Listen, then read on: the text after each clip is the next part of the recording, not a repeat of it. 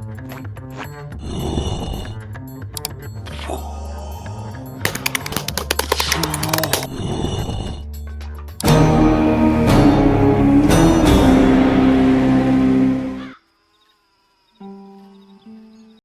hour later. You, sir, are a fish.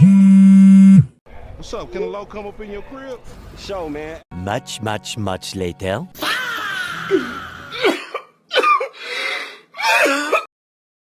So we've all been there, right? Buying a game and never played it again. I've had Steam from 2017, and until this video, I've got around 260 games. How many games I've beaten? Around 15. That's not a backlog. That's a museum of my own broken promises. And here's the part that really gets me. I feel guilty about it. Every single time I open Steam, I see those games just sitting there, staring at me, judging me, and I paid for all of them. So then I decided to delete all my currently installed games, focus only on one game at a time. I only left Cyberpunk there, so I thought maybe this could make me finish games more. I played it for a few hours, but I got bored. Looking at my Steam library, I glanced at Hollow Knight, and this game seems fun to play. I installed it, and the loop of not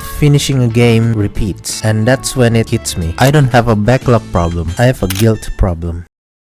Here's something nobody actually talks about. Gaming is the only hobby where not finishing it feels like a failure. You don't feel bad for skipping tracks on an album. Nobody judges you if you put down a book mid-chapter. You don't finish every dish on a menu because you're allowed to leave the restaurant. But somehow, a 60-hour RPG sitting at 34% completion feels like something you can't let go. But why is this? How did we get here? Gaming culture and the industry itself build it that way. So let me explain with these 3 key points.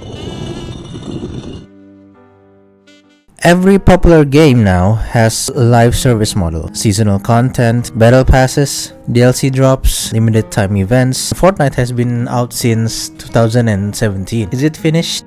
Nope. These games are structurally designed to have no ending. But if you play that type of game, it still feels like you failed to finish them. You didn't run out of motivation. The game just never ends.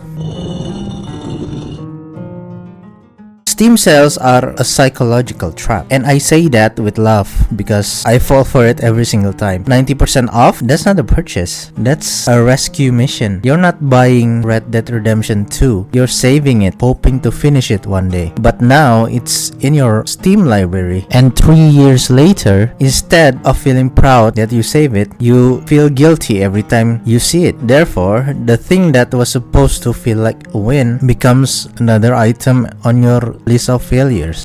Quick question, and I actually want you to think about it. What's your best purchase on Steam sale? The game you bought that you fully intended to play and just haven't. Keep it in your head later, we're coming back to it. Okay, this one's actually kind of wild. Psychologists have studied something called completion anxiety. According to Choosing Therapy, it's the fear and stress that specifically kicks in when you're closest to finishing something. Not at the start, not in the middle, right at the end. Sometimes that pressure makes you actively avoid finishing it. You've been 70% through a game and suddenly you just stop. Not because you're bored, but because finishing it means something's ending. And your brain doesn't want that. Your brain is literally protecting you from the sadness of it being over. But here's where it gets interesting. Because all of this, the guilt, the avoidance, it's not really about games, is it?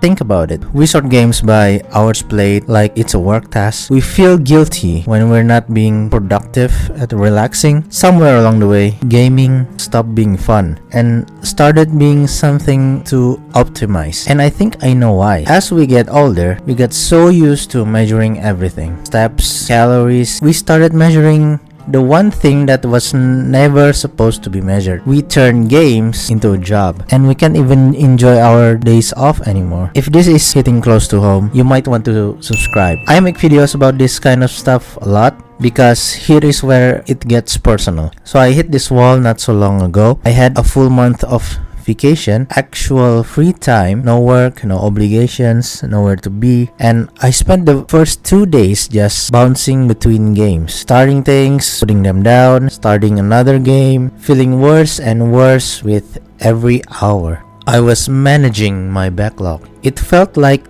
a second job that I hadn't even applied for. And I sat there and genuinely thought, I think I've forgotten how to have fun, and that kinda scared me. So I did something that is simple and kinda dumb. I gave myself permission to quit. Not just one game, everything. Every game, no obligations. My mindset was, if it's not fun right now, in this exact moment, I close it.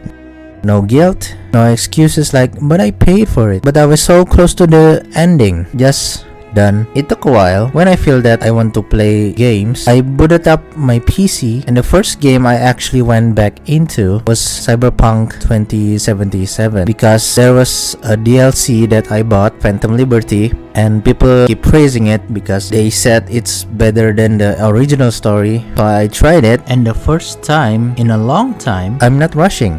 I'm just playing the game.